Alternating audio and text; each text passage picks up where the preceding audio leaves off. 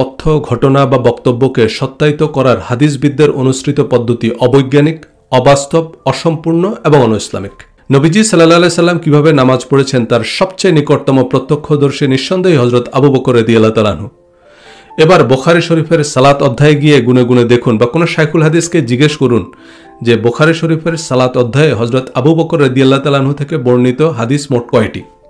উত্তর একটিও নয়। হযরত আলী রাদিয়াল্লাহু তাআলা আনহু, হযরত ওসমান রাদিয়াল্লাহু তাআলা আনহু থেকে বর্ণিত হাদিস ইমাম বুখারী এবং মুসলিম গ্রহণ বা বাতিল করেন কোন পদাধিকার বলে? কিন্তু বিস্ময়করভাবে ঐতিহাসিক মদিনা সনদের ধারা ধারণার উল্লেখযোগ্য কিছুই হাদিসের কিতাবে নাই। কেনা বেচা অধ্যায়ে হযরত ওসমান রাদিয়াল্লাহু তাআলা আনহু থেকে বর্ণিত একটা হাদিসও নাই। বুখারী শরীফের যুদ্ধ অভিযান অধ্যায়ে দিগ্বিজয়ী মহাবীর খালিদ বিন ওয়ালিদ সূত্রে বর্ণিত একটি মারফু হাদিসও নাই। হযরত আবু বকর, ওমর, ওসমান, আলী, খালিদ বিন ওয়ালিদ রাদিয়াল্লাহু তাআলা আনহুমা আজমাইন নবীজির কয়েক লক্ষ হাদিস বর্ণনা করতে পারতেন। সে কয়েক লক্ষ হাদিস ছাড়া ইসলাম ধর্ম সম্পূর্ণ হলে এবং বুখারী মুসলিমের কিতাব ছাড়া ইসলাম অসম্পূর্ণ হয় কিভাবে? হাদিসকে জাল প্রমাণের এই প্রচেষ্টায় ইসলামের সোনালী যুগের লক্ষ লক্ষ মুসলমানকে মিথ্যুক, প্রতারক, মুনাফিক বলেছেন হাদিসবিদরা। আসসালামু আলাইকুম। কোরআন বহির্ভূত বা হাদিস ভিত্তিক ধর্মচর্চা নিয়ে প্রশ্ন তুললেই অনেকে সহজ সমাধান হিসাবে মুনকারিনে হাদিস বা হাদিস অস্বীকারী বলে গালাগাল শুরু করেন। আল্লাহ কোরআনে রাসূলের অনুসরণ করতে বলেছেন, কিন্তু হাদিস না মানলে তো রাসূলকেই মানা হলো না, বা হাদিস ছাড়া নামাজ পড়েন কিভাবে, এমন অবান্তর প্রশ্ন। এই ভিডিওতে এটা পরিষ্কার করব যে হাদিস মানা মানে রাসূল মানা নয়, আর হাদিস অস্বীকার করা মানেও রাসূলের আদেশ নিষেধ অস্বীকার করা নয়। এই ভিডিওটি মনোযোগ সহকারে শেষ পর্যন্ত শুনলে পরিষ্কার বুঝতে পারবেন প্রচলিত হাদিসের অনুসরণ কেন নবীর অনুসরণ নয় এবং হাদিসের নামাজ কেন নবীর নামাজ নয়। হাদিসবিদদের সংজ্ঞা অনুযায়ী হাদিস বা মারফু হাদিস বলতে প্রধানত নবীজি সাল্লাল্লাহু আলাইহি সাল্লামের কথা, কাজ, অনুমোদনকে বোঝায়, যা কোরআনের ব্যাখ্যা, বিশ্লেষণ বা প্রয়োগ হিসাবে বিবেচিত। কিন্তু হাদিস বিশারদরাও একমত যে কোরআনের বাইরে নবীজি সাল্লাল্লাহু আলাইহি সাল্লামের আদেশ নিষেধের যেসব বর্ণনা আমাদের কাছে এসেছে তার সব সত্য নয়। সর্বসম্মতিক্রমে জাল বা বানোয়াট হাদিসের শুরুতেও ক্বালা ক্বালা রাসূলুল্লাহ বা রাসূলুল্লাহ সাল্লাল্লাহু আলাইহি সাল্লাম বলেছেন এই কথাটা আছে।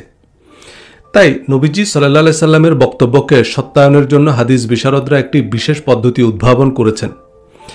যে মেথোডোলজি বা পদ্ধতিতে তারা নিশ্চিত করছেন যে এই হাদিস সহিহ বা এই হাদিস জাল, তা হচ্ছে মূলত সনদ। সনদ শব্দের অর্থ সার্টিফিকেট, যেমন জন্ম সনদ, মৃত্যু সনদ, চরিত্র সনদ ইত্যাদি। হাদিস সহিহ হওয়ার অর্থ এই হাদিসের বর্ণনাকারী ব্যক্তিদের চরিত্র সনদ দিয়েছেন হাদিস সংগ্রহকারী ইমামগণ, অর্থাৎ যাদের সূত্রে সে হাদিস বর্ণিত হয়েছে তাদের স্মরণশক্তি, সততা, সত্যবাদিতা ও ইমানদারির নিশ্চয়তার ভিত্তিতে হাদিসের বক্তব্যকে সত্য হিসাবে গ্রহণ করা হয়। হাদিসকে ইসলামী শরিয়ার দ্বিতীয় উৎস হিসাবে মনে করা হয়। হাদিসবিদরা হাদিস ছাড়া কোরআনকে অসম্পূর্ণ বা অপর্যাপ্ত মনে করলেও হাদিসকে সম্পূর্ণ বা পরিপূর্ণ মনে করেন। কোরআনে কোনো বিধান বা আইন না থাকলেও হাদিসের ভিত্তিতে ফরজ, হারাম, এমনকি মৃত্যুদণ্ডের ফতোয়া দেওয়া হয়। কিন্তু হাদিসে না থাকলে শবে বরাত, বিভিন্ন নামাজ, রোজা, দোয়া, মোনাজাতকেও বেদাত বলা হয়। হাদিস সাহিত্য কার্যত আমাদের ধর্মচর্চার প্রধান উৎস। কোরআনে না থাকলেও হাদিসের বিধান মানতে হবে, কিন্তু হাদিসে না থাকলে তা বেদাত। কিন্তু অতীতের কোনো তথ্য, ঘটনা বা বক্তব্যকে সত্যায়িত করার হাদিসবিদদের অনুসৃত পদ্ধতি অবৈজ্ঞানিক, অবাস্তব, অসম্পূর্ণ এবং অনৈসলামিক। প্রথমে বলি কেন অবৈজ্ঞানিক। ইসলামের ভিতরে এবং বাইরে হাদিস শাস্ত্রের মতো আরেকটি শাস্ত্রের উদাহরণ নেই। বৈজ্ঞানিক পদ্ধতি মানে পরীক্ষিত, প্রমাণিত পদ্ধতি যা দেশ, জাতি, ভাষা, ধর্ম নির্বিশেষে সকলের কাছে সমানভাবে গ্রহণযোগ্য।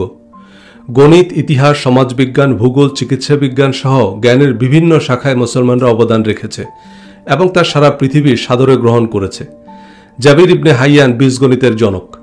আল জাবিরের নাম অনুসারে আল জেব্রা হিসাবে তা পশ্চিমা বিশ্বেও পরিচিত।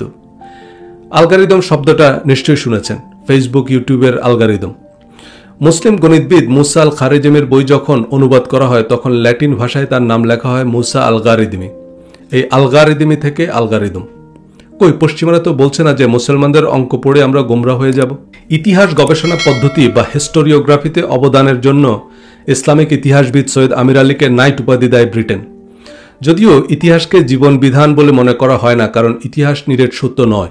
তবে পৃথিবীর সকল দেশ, জাতি, ভাষা, সভ্যতার ইতিহাস আছে এবং তাতে সার্বজনীন ইতিহাস গবেষণা পদ্ধতি অনুসরণ করা হয়েছে।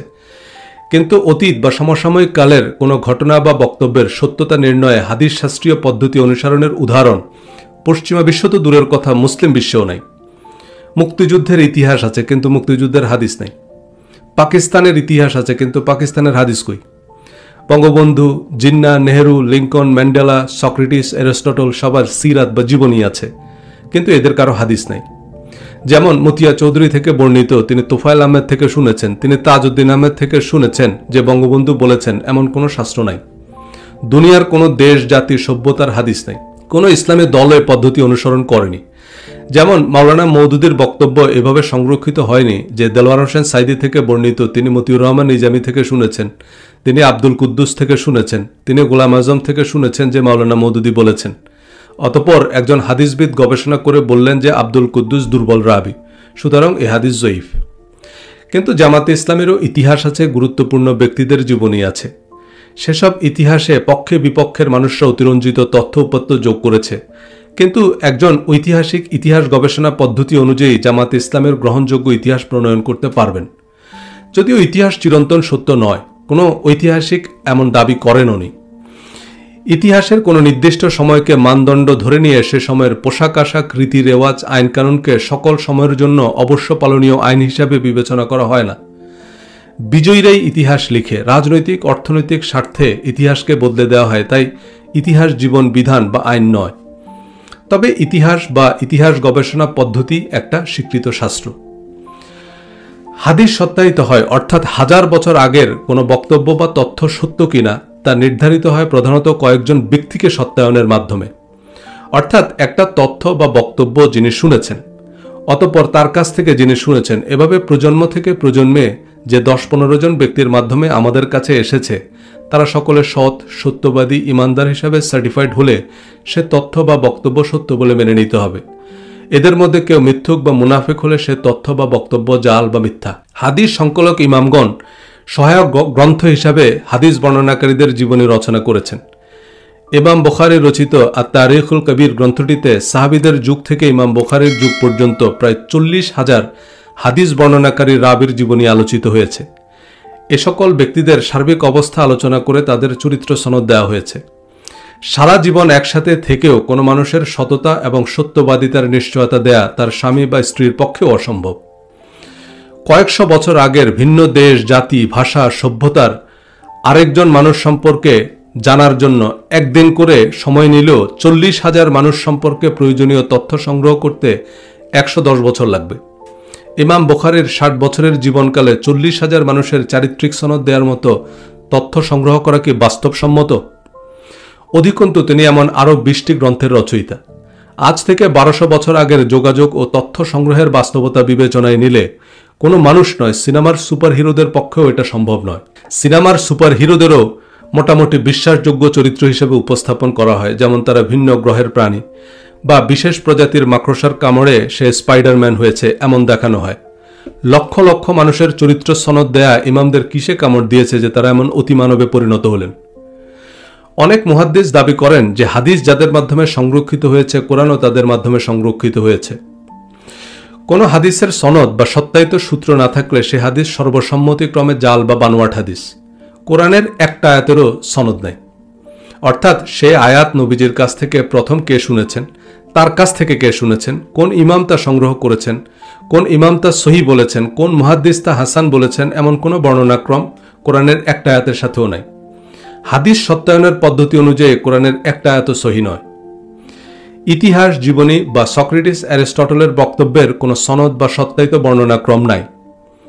কয়েকশো বছর আগের একজন মানুষ তো দূরের কথা, সমসাময়িক কালের একজন মানুষের সততা এবং অসততার নিশ্চয়তা দেয়া শুধু অবৈজ্ঞানিক নয়, সম্পূর্ণ অবাস্তব। এবারে বলি কেন অবাস্তব। দীর্ঘদিনের ঘনিষ্ঠ বন্ধু, সহকর্মীদের সততা, সত্যবাদিতা সম্পর্কে আস্থা রাখা গেলেও একেবারে নিশ্চিত করে কারো সম্পর্কে কিছু বলা সম্ভব নয়। হাদিসের কোনো এমেরিটাস অধ্যাপককে 10-15 বছর আগের কোনো মানুষের নাম ঠিকানা দিলে তিনি তার সততা, সত্যবাদিতা ও ইমানের নিশ্চয়তা দিতে পারবেন? এই নিশ্চয়তা আল্লাহ ছাড়া কারো পক্ষে দেওয়া সম্ভব নয়। আর কয়েকশো বছর আগের অন্য দেশ বা জাতির কয়েক হাজার বা লক্ষ মানুষের সততা ও অসততার নিশ্চয়তা দেয়া কোনো মানুষের পক্ষে কিভাবে সম্ভব?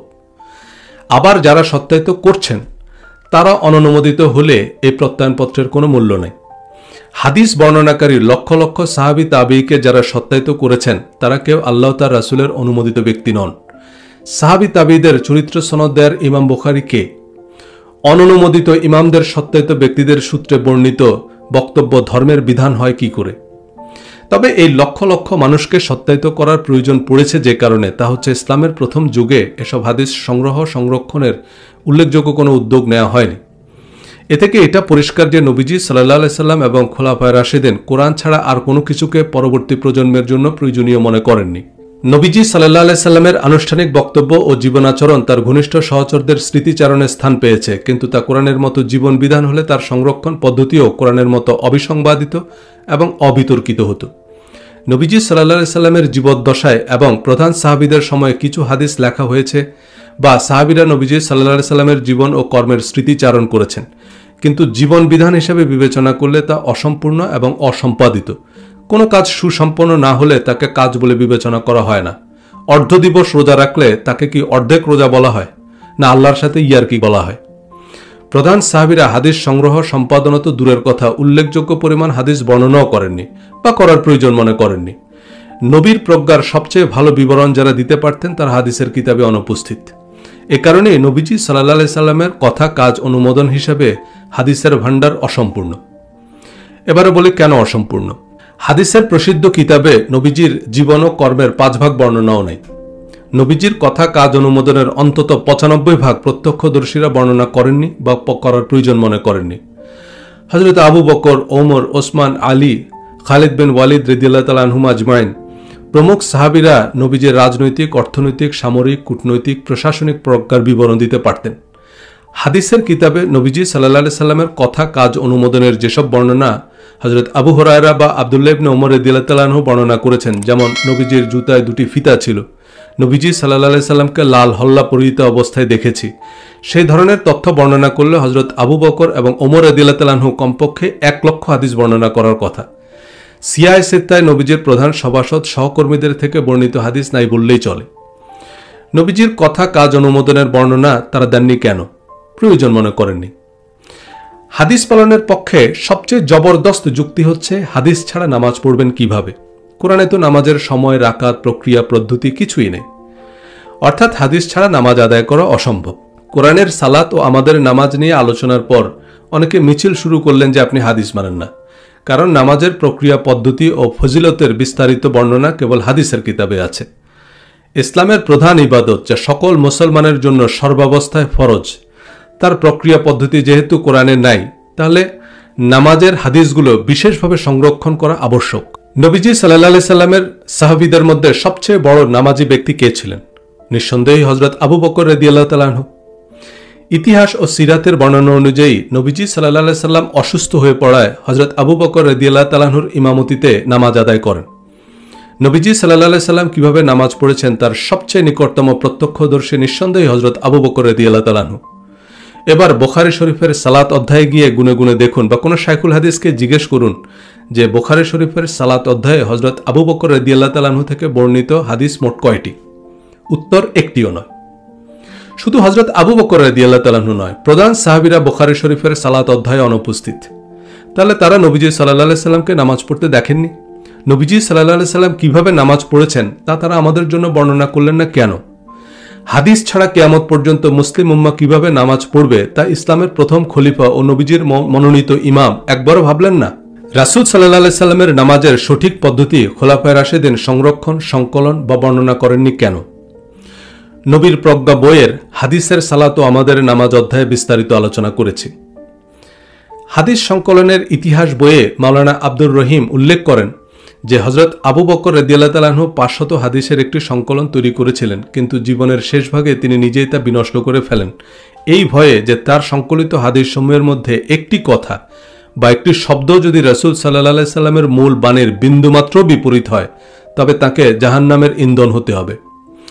নবী জীবনের 23 বছর ছায়ার মতো রাসূল সাল্লাল্লাহু আলাইহি সাল্লামের সাথে থেকেও তিনি হাদিস বর্ণনার সাহস করেননি, আর আমাদের মাদানী আজহারি হুজুররা হাদিসের বিশুদ্ধতার ওয়ারেন্টি দিচ্ছে। আর 23 বছর নবীজির ইমামতিতে নামাজ আদায়ের পরও হযরত আবু বকর রাদিয়াল্লাহু তাআলা আনহুর মতো একজন প্রজ্ঞাবান মানুষ নবীজি সাল্লাল্লাহু আলাইহি সাল্লামের নামাজ সম্পর্কে নিশ্চিত করে কিছু বলতে পারবেন না? নবীজি সাল্লাল্লাহু আলাইহি সাল্লাম দিনে কত ওয়াক্ত নামাজ পড়েছেন, ফজরের নামাজ কোন সময়ে পড়তেন, জোহরের নামাজ কয় রাকাত পড়তেন, আসরের নামাজের কেরাত জোরে পড়তেন না আস্তে পড়তেন, বুকে হাত বাঁধতেন না নাভির নিচে হাত বাঁধতেন, ঈদের নামাজ কয় তাকবীরে পড়তেন, এগুলো হযরত আবু বকর রাদিয়াল্লাহু তাআলা আনহু নিশ্চিত করে বলতে পারবেন না। এটা কি বিশ্বাসযোগ্য কথা? হযরত আবু বকর রাদিয়াল্লাহু তাআলা আনহুর এত কম হাদিস বর্ণনার কারণ হিসাবে তারিখুল খোলাফা বইয়ে ইমাম সুয়ুতি রহমতুল্লাহ আলাইহি বলেন, নবীজির ইন্তেকালের পর তিনি খুব অল্প দিন বেঁচে ছিলেন এবং এই 2.5 বছর তিনি ভীষণ প্রতিকূল ঝড়ঝাপটার মধ্যে খেলাফতের কঠিন দায়িত্ব পালন করেন। কিন্তু হযরত ওসমান রাদিয়াল্লাহু তাআলা আনহু থেকে বর্ণিত হাদিসের সংখ্যা হযরত আবু বকর রাদিয়াল্লাহু তাআলা আনহুর চেয়েও কম। নবীজির ইন্তেকালের পর প্রায় 24 বছর বেঁচে থাকলেও তিনি উল্লেখযোগ্য পরিমাণ হাদিস বর্ণনা করেননি কেন? তৎকালীন পৃথিবীর সবচেয়ে সম্পদশালী ও ক্ষমতাধর রাষ্ট্রের খলিফা হয়েও হযরত ওসমান রাদিয়াল্লাহু তাআলা আনহু নবীজির কথা, কাজ, আদেশ, উপদেশ পরবর্তী প্রজন্মের জন্য সংরক্ষণের উদ্যোগ নেননি কিসের অভাবে? হাদিস সংকলনের ইতিহাস বইয়ের ভাষ্য অনুযায়ী হযরত ওসমান রাদিয়াল্লাহু তাআলা আনহু তার বর্ণিত হাদিসে যদি রাসূল সাল্লাল্লাহু আলাইহি সাল্লামের মূল বাণীর বিপরীত হয় তবে তাকে জাহান্নামের ইন্ধন হতে হবে এই ভয়ে হাদিস বর্ণনা করেননি। হাদিস সংকলনের ইতিহাস বইয়ে লেখক মাওলানা মুহাম্মদ আব্দুর রহিম উল্লেখ করেন যে হযরত ওমর রাদিয়াল্লাহু তাআলা আনহু হাদিস সংকলনের ইচ্ছা প্রকাশ করলেও অনেক চিন্তাভাবনা ও ইস্তেখারা করে সেই ইচ্ছা ত্যাগ করে বলেন, পূর্বেকার আহলে কিতাবরা তাদের নবীদের কথা সংকলন করেছিল, ফলে তারা তাহাই আঁকড়ে ধরে এবং আল্লাহর কিতাব পরিত্যাগ করে। আল্লাহর শপথ, আমি আল্লাহর কিতাবের সাথে কোনো কিছুই মিশ্রিত করব না। হযরত ওসমান রাদিয়াল্লাহু তাআলা আনহু 146টি হাদিস বর্ণনা করলেও ইমাম বুখারী তার মাত্র 11টি হাদিস গ্রহণ করেছেন।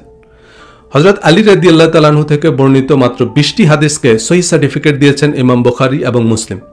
কিন্তু হযরত আলী রাদিয়াল্লাহু তাআলা আনহুর 9টি হাদিসকে ইমাম বুখারী সহিহ সার্টিফিকেট দিলেও তার ছাত্র ইমাম মুসলিম দেননি। আবার ইমাম মুসলিম হযরত আলী রাদিয়াল্লাহু তাআলা আনহুর বর্ণিত 15টি হাদিসকে সহিহ হিসাবে তালিকাভুক্ত করলেও ইমাম বুখারী সে 15টি হাদিস প্রত্যাখ্যান করেছেন। হযরত আবু বকর ও ওমর রাদিয়াল্লাহু তাআলা আনহু যেখানে যৌক্তিক কারণে হাদিস সংগ্রহ, সংকলন এবং সংরক্ষণ থেকে বিরত ছিলেন, সেখানে ইমাম হাম্বল, ইমাম বুখারী হাদিস সংগ্রহের উদ্যোগ নিলেন কোন বিবেচনায়? হযরত আলী রাদিয়াল্লাহু তাআলা আনহু হযরত ওসমান রাদিয়াল্লাহু তাআলা আনহু থেকে বর্ণিত হাদিস ইমাম বুখারী এবং মুসলিম গ্রহণ বা বাতিল করেন কোন পদাধিকার বলে? ইমাম বুখারীকে দাড়িপাল্লায় তুললে হযরত আলীর একটা পশমের সমান ওজন হবে? মাওলানা মুহাম্মদ আব্দুর রহিমের হাদিস সংকলনের ইতিহাস অনুযায়ী খোলাফায়ে রাশিদিনের সময়ে গ্রন্থাকারে হাদিস সংকলনের কাজ কেউ করেছেন এমন নজির ইতিহাসে নাই। নবীজির ইন্তেকালের 80 বছর পর 38 বছরের তরুণ উমাইয়া খলিফা ওমর ইবনুল আব্দুল আজিজ হাদিস সংগ্রহের নির্দেশ দেন, কিন্তু তার 2.5 বছরের সংক্ষিপ্ত শাসনকালেও উল্লেখযোগ্য কোনো হাদিস গ্রন্থ সংকলিত হয়নি। খোলাফায়ে রাশিদিন ও প্রধান সাহাবীরা হাদিস সংকলন ও বর্ণনা না করায় নবীজির কথা, কাজ ও অনুমোদনের একটি বিরাট অংশ হাদিসের কিতাবগুলোতে নাই। আমি কয়েকটি উদাহরণ দিচ্ছি। নবীজি সাল্লাল্লাহু আলাইহি সাল্লামের প্রজ্ঞা ও দূরদর্শিতার অন্যতম প্রধান নিদর্শন হচ্ছে মদিনা সনদ। ইবনে হিশাম, ইবনে ইসহাক, উইলিয়াম মন্টগোমারি ওয়াট, অধ্যাপক পি.কে. হিট্রি সহ দুনিয়ার সকল ঐতিহাসিক একমত যে মদিনা সনদ পৃথিবীর ইতিহাসে প্রথম লিখিত সংবিধান। রাসূল সাল্লাল্লাহু আলাইহি সাল্লাম মদিনার বিবাদমান গোত্রগুলোকে একত্রিত করে ন্যায়ভিত্তিক একটি বহুজাতিক রাষ্ট্র প্রতিষ্ঠা করেছেন, যা পৃথিবীতে ইনসাফ প্রতিষ্ঠায় নেতৃস্থানীয় ভূমিকা রেখেছিল। খোলাফায়ে রাশিদিন নবীজি সাল্লাল্লাহু আলাইহি সাল্লামের সংবিধান অনুযায়ী রাষ্ট্র পরিচালনা করেছেন, কিন্তু বিস্ময়করভাবে ঐতিহাসিক মদিনা সনদের ধারা ধারণার উল্লেখযোগ্য কিছুই হাদিসের কিতাবে নাই। হাদিস অনুযায়ী মদিনা সনদ বিশ্বাস করাও বেদাত। হাদিসে নবী কোন প্রজাতির খেজুর খেয়েছেন তার বর্ণনা আছে, কিন্তু নবীর সংবিধান নাই। কারণ নবীজির সংবিধান কমিটির সদস্যরা হাদিস বর্ণনা করেননি। পরবর্তীতে বিলাসী স্বৈর শাসকরা নিজেদের রাজনৈতিক, অর্থনৈতিক স্বার্থে নবীজি সাল্লাল্লাহু আলাইহি সাল্লামের নামে মিথ্যা হাদিস ম্যানুফ্যাকচার করে তাদের স্বৈরতান্ত্রিক জুলুম, অবিচারকে বৈধতা দেয়। এসব বিশেষ ক্ষমতা আইনের হাদিস নবীজি সাল্লাল্লাহু আলাইহি সাল্লামের রাজনৈতিক ও প্রশাসনিক সভার সদস্যদের সূত্রে বর্ণিত হয়নি। যারা নবীজির হাদিস বর্ণনা করেছেন তারা হাদিসের কিতাবের প্রধান চরিত্র হলেও ইসলামের ইতিহাসে তাদের খুঁজে পাওয়া কঠিন। কোনো দেশের ব্যবসা বা বাণিজ্য নীতি সম্পর্কে কাদের সাথে আলোচনা করা হয়? ব্যবসায়ীদের সাথে। নবীজি সাল্লাল্লাহু আলাইহি সাল্লামের ঘনিষ্ঠ সহচরদের মধ্যে সবচেয়ে ধনী ব্যবসায়ী কে ছিলেন? হযরত ওসমান রাদিয়াল্লাহু তাআলা আনহু। তিনি নবী জীবনের 23 বছর রাসূল সাল্লাল্লাহু আলাইহি সাল্লামের সাথে ছিলেন। ইসলামের তৃতীয় খলিফা ছিলেন। তার আগে গুরুত্বপূর্ণ রাষ্ট্রীয় দায়িত্ব পালন করেছেন। ব্যবসা বাণিজ্য বা কেনা বেচা বিষয়ে নবীজি সাল্লাল্লাহু আলাইহি সাল্লামের উপদেশ বা পরামর্শ সবচেয়ে বেশি প্রাসঙ্গিক হযরত ওসমান রাদিয়াল্লাহু তাআলা আনহুর সাথে। এবার বুখারী শরীফের কিতাবুল বুয়ু বা ব্যবসা বাণিজ্য বা ক্রয় বিক্রয় অধ্যায় খুলে দেখুন। হযরত ওসমান রাদিয়াল্লাহু তাআলা আনহু থেকে কয়টি হাদিস বর্ণিত হয়েছে? কেনা বেচা অধ্যায়ে হযরত ওসমান রাদিয়াল্লাহু তাআলা আনহু থেকে বর্ণিত একটা হাদিসও নাই। বুখারী শরীফে কিতাবুল মাগাজি বা যুদ্ধ অভিযান অধ্যায় নামে একটি অধ্যায় আছে। ইসলামের ইতিহাসে সবচেয়ে বেশি যুদ্ধ অভিযানের নেতৃত্ব দিয়েছেন কে? হযরত খালিদ বিন ওয়ালিদ রাদিয়াল্লাহু তাআলা আনহু। বীরত্বের জন্য নবীজি সাল্লাল্লাহু আলাইহি সাল্লাম তাকে সাইফুল্লাহ বা আল্লাহর তলোয়ার উপাধি দিয়েছেন। তিনি খোলাফায়ে রাশিদিনের সময় দুনিয়া বিস্তৃত মুসলিম জাহানের প্রধান সেনাপতি ছিলেন। নবীজি সাল্লাল্লাহু আলাইহি সাল্লাম এবং খোলাফায়ে রাশিদিনের রণনীতি ও যুদ্ধ কৌশল সম্পর্কে হযরত খালিদ বিন ওয়ালিদ রাদিয়াল্লাহু তাআলা আনহুর চেয়ে ভালো বর্ণনা দিতে পারবেন কে? কিন্তু বুখারী শরীফের যুদ্ধ অভিযান অধ্যায়ে দিগ্বিজয়ী মহাবীর খালিদ বিন ওয়ালিদ সূত্রে বর্ণিত একটি মারফু হাদিসও নাই। একটা হাদিস আছে যাতে তিনি যে তথ্য দিয়েছেন তা হচ্ছে মুতার যুদ্ধে তার 9খানা তলোয়ার ভেঙেছে। এখানে নবীজি সাল্লাল্লাহু আলাইহি সাল্লামের সম্পৃক্ততা বা প্রজ্ঞার বিবরণ নাই, তাই এটা মারফু হাদিস বা নবীজির কথা, কাজ বা অনুমোদন নয়। এখনকার সামরিক পদমর্যাদা অনুযায়ী হযরত খালিদ বিন ওয়ালিদ একজন ফিল্ড মার্শাল। জেনারেল পর্যায়ের যুদ্ধে যে জেনারেল জয়ী হন তিনি ফিল্ড মার্শাল হিসাবে বিবেচিত হন। খালিদ বিন ওয়ালিদ জেনারেল পর্যায়ের একাধিক যুদ্ধে জয়লাভ করেছেন। রোমান সাম্রাজ্য, বাইজেন্টাইন সাম্রাজ্যের লক্ষাধিক সৈন্যের বাহিনীকে পরাস্ত করেছেন। যুদ্ধে তার কয়টা তলোয়ার ভেঙেছে এ তথ্য কি একজন ফিল্ড মার্শালের প্রজ্ঞার পরিচয় বহন করে? ইতিহাসের অন্যতম সেরা সমরবিদ কথা বলবেন যুদ্ধনীতি, দর্শন নিয়ে, যা পরবর্তী প্রজন্মের জন্য আলোকবর্তিকা হয়ে থাকবে। হযরত আবু বকর, ওমর, ওসমান, আলী রাদিয়াল্লাহু তাআলা আনহু বদর, উহুদ সহ সকল যুদ্ধে নবীজি সাল্লাল্লাহু আলাইহি সাল্লামের সাথে অংশগ্রহণ করেছেন, কিন্তু রণক্ষেত্রে নবীজি সাল্লাল্লাহু আলাইহি সাল্লামের কথা, কাজ, অনুমোদনের উল্লেখযোগ্য কিছুই তাদের সূত্রে বুখারী শরীফের যুদ্ধ অভিযান অধ্যায়ে স্থান পায়নি। খোলাফায়ে রাশিদিনের শাসনামলে শতাধিক যুদ্ধ অভিযান পরিচালিত হয়েছে। তার সব মূলনীতি বা সেসব যুদ্ধের কনভেনশন কী ছিল তা তারা পরবর্তী প্রজন্মের জন্য বর্ণনা করেননি। পক্ষান্তরে কিতাবুল মাগাজি বা যুদ্ধ অভিযান অধ্যায়ে হাদিস বর্ণনা করেছেন বারা রাদিয়াল্লাহু তাআলা আনহু, বুরায়দা রাদিয়াল্লাহু তাআলা আনহু। ইসলামের ইতিহাসে এদের কোনো উল্লেখযোগ্য ভূমিকাও নাই, উপসংহারও নাই। তারা যে গুরুত্বপূর্ণ তথ্য বর্ণনা করেছেন তা হচ্ছে, আমি রাসূল সাল্লাল্লাহু আলাইহি সাল্লামের সাথে 16টি যুদ্ধে অংশগ্রহণ করেছি। আমি রাসূল সাল্লাল্লাহু আলাইহি সাল্লামের সাথে 17টি যুদ্ধে অংশগ্রহণ করেছি। ভালো কথা, তো সেই 16 বা 17টি যুদ্ধে রাসূল সাল্লাল্লাহু আলাইহি সাল্লামের রণনীতি বা যুদ্ধ কৌশল কী ছিল তা তাদের হাদিসে নাই। তিনি রাসূল সাল্লাল্লাহু আলাইহি সাল্লামের সাথে 17টি যুদ্ধে অংশগ্রহণ করেছেন, এর মধ্যে রাসূল সাল্লাল্লাহু আলাইহি সাল্লামের প্রজ্ঞার বর্ণনা কথায়। এ তথ্য আমাদের কি কাজে লাগবে? নবীজিকে আল্লাহ হিকমা বা উইজডম দিয়েছেন। নবীজি সে প্রজ্ঞার আলোকে খন্দকের যুদ্ধে মদিনার চারদিকে ব্যাংকার বানিয়েছেন, কিন্তু বর্তমানে আপনি শহরের নিরাপত্তার জন্য ব্যাংকার বানানোকে প্রজ্ঞা মনে করলে আপনার সুচিকিৎসা প্রয়োজন। এখন আপনাকে মহাশূন্যে স্যাটেলাইট পাঠাতে হবে, এয়ার ডিফেন্স সিস্টেম ডেভেলপ করতে হবে, কিন্তু এয়ার ডিফেন্স সিস্টেম তো আবার হাদিসে নেই, সুতরাং তা বেদাত। হাদিসে না থাকলে বা হাদিস জাল হলে তা করা যাবে না। হাদিসে নবীজি সাল্লাল্লাহু আলাইহি সাল্লামের কথা, কাজ, অনুমোদনের বেশিরভাগই বর্ণিত হয়নি। প্রসিদ্ধ হাদিসের কিতাবে প্রায় 2/3 হাদিস নবীজি সাল্লাল্লাহু আলাইহি সাল্লামের কথা, কাজ, অনুমোদন বা মারফু হাদিস নয়। সাহাবী তাবেঈদের কথা, কাজ, অনুমোদনও হাদিসের কিতাবে সংরক্ষিত। হাজার বছরের সম্মিলিত গবেষণা করে কোরআনের অতিরিক্ত যেটুকু গ্রহণযোগ্য এবং প্রয়োগযোগ্য তথ্য হাদিস থেকে পাওয়া যাবে তা কোরআনের এক পারার সমানও হবে না। হযরত আবু বকর, ওমর, ওসমান, আলী, খালিদ বিন ওয়ালিদ রাদিয়াল্লাহু তাআলা আনহুম আজমাইন নবীজির কয়েক লক্ষ হাদিস বর্ণনা করতে পারতেন। সে কয়েক লক্ষ হাদিস ছাড়া ইসলাম ধর্ম সম্পূর্ণ হলে এবং বুখারী মুসলিমের কিতাব ছাড়া ইসলাম অসম্পূর্ণ হয় কিভাবে? এবারে বলি, হাদিস সত্যায়নের প্রক্রিয়া কেন কোরআন এবং হাদিস সম্মত নয়? কোনো একজন ব্যক্তি সম্পর্কে প্রশংসাসূচক কথা বলা বা তার কোনো ভালো কাজের আলোচনা করার অনুমতি থাকলেও কারো সত্যবাদিতা, বিশ্বস্ততা ও ইমানদারির নিশ্চয়তা দেয়া হাদিস সম্মতও নয়। আর মুহাজির ও আনসারদের মধ্যে যারা প্রথম অগ্রগামী এবং যারা ইহসানের সাথে তাদের অনুসরণ করে, আল্লাহ তাদের প্রতি সন্তুষ্ট হয়েছেন এবং তারাও তার উপর সন্তুষ্ট হয়েছেন। সূরা তাওবা আয়াত 100 অনুযায়ী ইসলামের প্রথম 3 প্রজন্মের নিঃশর্ত আনুগত্য করা হয়।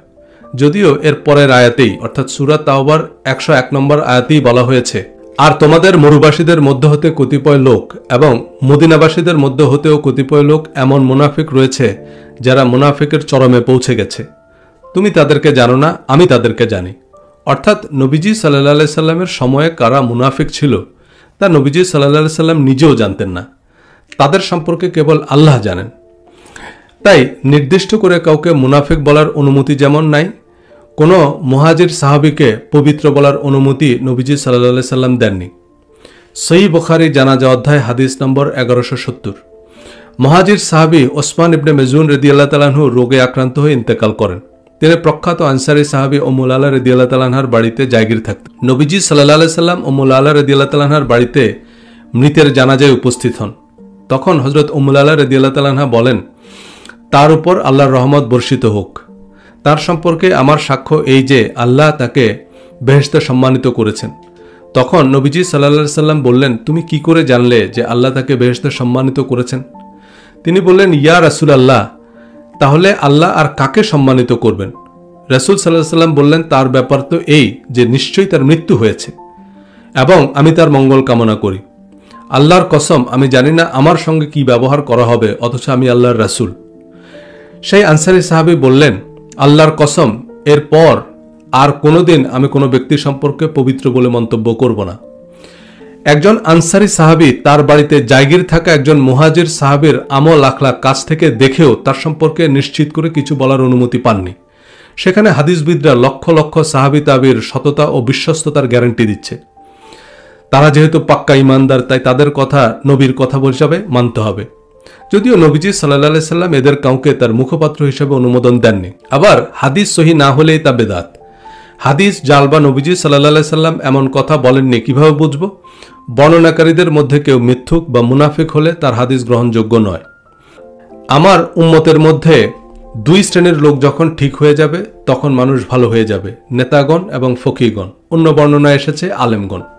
অত্যন্ত প্রজ্ঞাপূর্ণ কথা হলেও এই হাদিসটি জাল, কারণ হাদিসের বর্ণনাকারী মুহাম্মদ ইবনে জিয়াদ সম্পর্কে ইমাম আহমদ বলেছেন তিনি মিথ্যুক, চোখটেরা, হাদিস জালকারী। হাদিসকে জাল প্রমাণের এই প্রচেষ্টায় ইসলামের সোনালী যুগের লক্ষ লক্ষ মুসলমানকে মিথ্যুক, প্রতারক, মুনাফিক বলেছেন হাদিসবিদরা। কোরআন ও হাদিসের শতাধিক সুস্পষ্ট নির্দেশনা মোতাবেক মানুষের সম্মানহানি, নিন্দা, গীবত শুধু হারাম বা কবিরা গুনাহ নয়, এগুলোর জন্য নিশ্চিতভাবে হুতামা নামক চিরস্থায়ী অগ্নিকুণ্ডে নিক্ষেপ করা হবে। নবীর প্রজ্ঞা বইয়ে সামনে পিছনে লোকের নিন্দা অধ্যায়ে বিস্তারিত আলোচনা করেছি। সামনে পিছনে কারো দোষ ত্রুটি আলোচনা করা যা তাকে কষ্ট দেয়, তা ইসলামে মদ, জুয়া, শুকরের গোশত খাওয়া, এমনকি জিনা ব্যভিচারের চেয়েও অনেক বড় পাপ। জিনা ব্যভিচারের পাপ আল্লাহ ক্ষমা করবেন, কিন্তু কারো সম্মানহানির পাপ আল্লাহ ক্ষমা করবেন না। মৃতদের নিন্দা করতে নবীজি সাল্লাল্লাহু আলাইহি সাল্লাম বিশেষভাবে নিষেধ করেছেন। আবু জেহেলকে গালি দিতে বারণ করেছেন, কারণ যারা মারা গেছে তাদের হিসাব ক্লোজড। কারো সম্মানহানির মধ্যেও রকম আছে। 2-4-10 জনের কাছে কারো নিন্দা করা একরকম, আর জাতীয় পত্রিকায় শিরোনাম করে কারো নিন্দা করা হয়, তবে তা আরো বড় অপরাধ। আর একাডেমিক বই পুস্তকের মাধ্যমে যদি কারো চরিত্র হনন করা হয়, তবে তার চেয়ে গুরুতর অন্যায় আর কি হতে পারে? মোহাম্মদ বিন জিয়াদ যদি হাসরের মাঠে আল্লাহর কাছে ফরিয়াদ করে যে, ইয়া আল্লাহ, প্রজন্ম থেকে প্রজন্মে সারা বিশ্ববাসীর সামনে এরা আমাকে মিথ্যুক, ট্যাগরা, হাদিস জালকারী হিসেবে প্রতিষ্ঠা করেছে, তুমি এর বিচার করো। হাদিসকে জাল প্রমাণের জন্য সাহাবী তাবী যুগের অসংখ্য মুসলমানকে সমগ্র বিশ্ববাসীর সামনে মিথ্যাবাদী, মুনাফিক, প্রতারক, ধোঁকাবাজ প্রমাণ ও প্রতিষ্ঠা করছি। নিজের অজান্তে যাদের সম্মানহানি করছি তাদের চরিত্রের পোস্টমর্টেম করার অধিকার কি আল্লাহ আমাদের দিয়েছেন? সহিহ বুখারী কিতাবুল ইলম হাদিস 67। তোমাদের জান, তোমাদের মাল, তোমাদের সম্মান তোমাদের পরস্পরের জন্য হারাম। এখানে অনেকে প্রশ্ন তোলেন, আপনি হাদিস মানেন আবার মানেন না, হাদিসের রেফারেন্স দিচ্ছেন, আবার হাদিসকে অবৈজ্ঞানিক, অবাস্তব এবং অন ইসলামিক শাস্ত্র বলছেন। আচ্ছা, আপনি নবী মানেন? অবশ্যই। কিন্তু নবীকে আল্লাহর সমকক্ষ মানেন? নিশ্চয়ই না। আপনি ইতিহাস মানেন? হ্যাঁ। কিন্তু ইতিহাসকে জীবন বিধান মানেন? না। একইভাবে আমি হাদিস মানি কোরআনের মানদণ্ডে, ইমাম বুখারীর সার্টিফিকেটের ভিত্তিতে নয়। আমি যে হাদিসগুলোর রেফারেন্স দিয়েছি সবগুলো কোরআনের কথা। কোরআন বহির্ভূত বিধিনিষেধ মানার বাধ্যবাধকতা কোনো প্রসিদ্ধ হাদিসের কিতাবেও নাই।